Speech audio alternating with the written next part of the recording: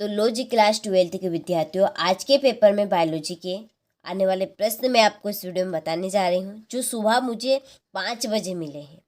तो चलिए जल्दी से सारे प्रश्नों को कंप्लीट कर लेते हैं आज के पेपर के लिए। और 100% आने का पूरा चांस है। यदि तैयारी भी की होगी ना, फिर भी कंप्लीट करके जाइए, क्योंकि ये आपके 100% 90% आने का पूरा चांस। समझ सकते हैं आप कितने इम्पोर्टेंट आपके हो सकते हैं। तो चलिए वीडियो को शुरू करते हैं और जल्दी से कंप्लीट कर लेते हैं आज के पेपर के लिए सारे प्रश्न। तो देखिए, पहला प्रश्न है कि अध्यारोपण से घिरा हुआ कोशिकाओं का एक पुंज होता है भ्रूण कोश। दूसरा है ऋतुस्राव के हार्मोन की कमी के कारण होता है। इसका आंसर है प्रोजेस्टेरोन इसका आपका आंसर रहेगा। तीसरा है निम्न में से कौन सी एक जन्म नियंत्रण विधि है। इसका आंसर है IUD। चौथा है ओकोजोकी खंड पाए जाते हैं लीडिंग स्ट्रेड में। पांचवा है निम्न में से कौन संयोजी कड़ी का उदाहरण है। तो इसका आंसर है टायरेनोसोस। क्या रहेगा इसका आंसर? द राइट रहेगा, टायरेनोसोस इसमें रहेगा आपका। छठा है कि कौन सा बैक्टीरिया दूध में दही में परिवर्तन करता है, लैक्टोबैसिलस। ठीक है, चलिए तो स्क्रीनशॉट आप अच्छे से ले और सारे ही प्रश्नों को कंप्लीट करें। इसके बाद में है choose the correct option and right. तो यहाँ पर देखिए टिक मार्क कर दिए, तो आप स्क्रीनशॉट ले लीजिए। ठीक है, ये तो सारे ही प्रश्न इम्पोर्टेंट है, उनको कंप्लीट ज़रूर करें। अगला प्रश्न है रिक्त स्थानों की पूर्ति कीजिए। पहला है कि मृदा में पाए जाने वाला जीवाणु खालिस्तान एक कुराल जेनेटिक इंजीनियर के रूप में कार्य करता है। तो इसका आंसर है एग्रोबैक्टीरियम। दूसरा है खालिस्तान जंतुओं के DNA में एक अतिरिक्त जीन भी उपस्थित होता है। तो इसका आंसर है ट्रांसजेनिक। तीसरा है मोनार्क तितलियों में पाए जाने वाला खालिस्तान, उसे परभक्षियों से बचाया गया। तो इसका आंसर है आपका विष। चौथा है विशाल अमेजन वर्षा वनों को खालिस्तान कहा जाता है, फेफड़ा। पांचवा mRNA का संश्लेषण खालिस्तान कहलाता है, अनुलेखन। छठा है हमारे पारितंत्र में सामान्य अपर्दायी खालिस्तान है, तो केचुए। ठीक है, चलिए तो यहाँ से आप स्क्रीनशॉट ले लीजिए। इसके बाद ये आपके इंग्लिश मीडियम वालों के लिए, ठीक है, फिल कर दिए हैं, तो कंप्लीट आप अच्छे से करें। इसके बाद में ये आपके इंग्लिश मीडियम वालों के लिए यहाँ पर फिल कर दिए हैं, तो कंप्लीट अच्छे से करना है। अगला है सत्य लिखिए। पहला अधिकांश औद्योगिक राष्ट्रीय आर्थिक रूप से व परंपरागत ज्ञान में संबंध समृद्ध है। तो ये आपका असत्य, सॉरी ये आपका रहेगा असत्य। ठीक है, यहाँ पे असत्य लिख लेना है आपको, यहाँ पे मैं टिक कर रही हूँ। दूसरा है कि DNA की लंबाई को क्षारक युग्म संख्या के रूप में पाया जाता है। तो ये आपका असत्य है। तीसरा है भारत सरकार ने सन 1971 में प्रेरित गर्भपात को सामान्यता प्रदान की। तो ये आपका सत्य है, और ये भी आपका सत्य रहने वाला है। ठीक है, गलती से सत्य बोला गया।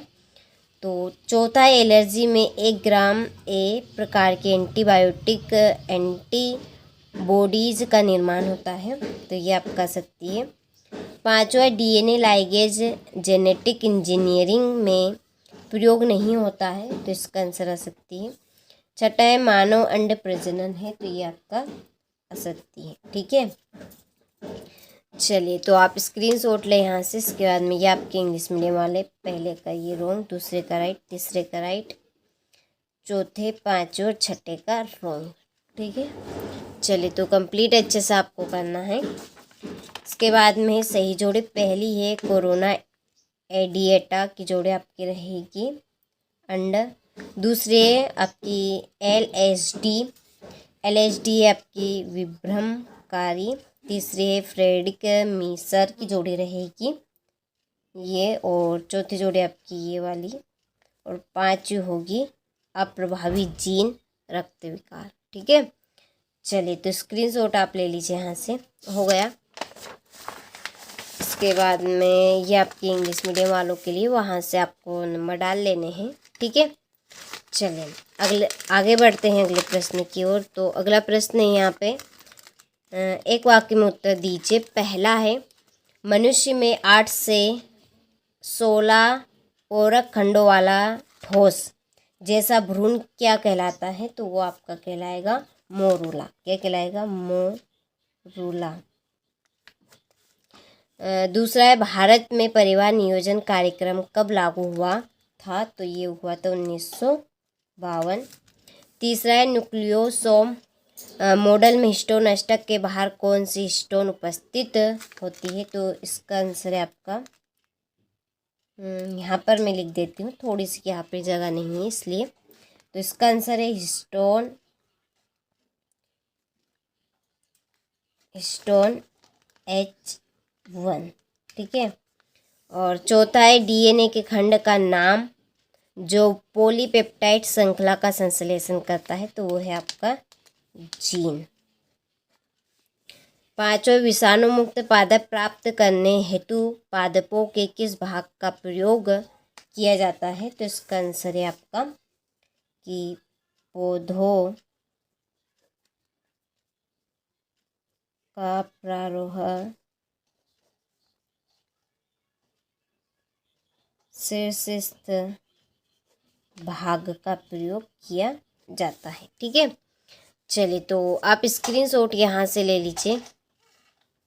ये इसके बाद में ये आपके इंग्लिश मीडियम वालों के लिए क्वेश्चन नंबर 6 है, असंग जनन क्या है? इसका महत्व बताइए। हीमोफीलिया रोग क्या है? हार्डी विनबर्ग सिद्धांत का समीकरण लिखिए। ठीक है, इनकी आंसर शीट आपको मिल जाएगी इसी वीडियो की डिस्क्रिप्शन में। यदि आप जाएंगे तो आपको एक कॉन्टेक्ट नंबर मिलेंगे, आप उन कॉन्टेक्ट नंबर पर कॉल करें, आपको पूरी इसकी आंसर शीट दे दी जाएगी, तो कॉल कर लीजिएगा। तो ये है आपका 14 प्रश्न कि मनुष्य में लिंग निर्धारण की क्रिया को आलेख की सहायता से समझाइए। चलिए इसके बाद में है अगला प्रश्न, बायोगैस नियंत्रण की संरचना का चित्र समझाइए। और 16वां है, किसी मानव निर्मित स्थलीय पारितंत्र के विभिन्न घटकों के नाम एवं उदाहरण लिखिए। 17वां, जीन क्लोनिंग से आप क्या समझते हैं एवं उपयोग लिखिए। अनुवांशिक कूट की कोई 4 विशेषताएं लिखिए। सक्रिय एवं निष्क्रिय प्रतिरक्षा में 4 अंतर लिखिए। ठीक है, तो सारे ऐसे ही प्रश्न मैं आपको दे रही हूँ जो 90% परीक्षा में पूछ जाएंगे। तो 4 पेपर आपके रहेंगे, तो 4 आपके कंटेंट रहेंगे, तो इन चारों कंटेंट को आप पूरा करें। 90% आने के पूरे चांस है और एक भी प्रश्न आपका आउट नहीं जाएगा। और पूरी सॉल्यूशन की सीट के लिए आप कॉल कर सकते हैं, आपको एक कॉन्टेक्ट नंबर हमने दिए हमारे एप्लीकेशन के, सारा सॉल्यूशन आपको वहाँ पर मिल जाएगा। ठीक है, तो ये है आपका 20वां आखिरी लास्ट प्रश्न, नर युग्मोद्भिद एवं मादा युग्मोद्भिद में 4 अंतर आपको लिखने हैं। तो ये 4 नंबर का आपका प्रश्न रहेगा।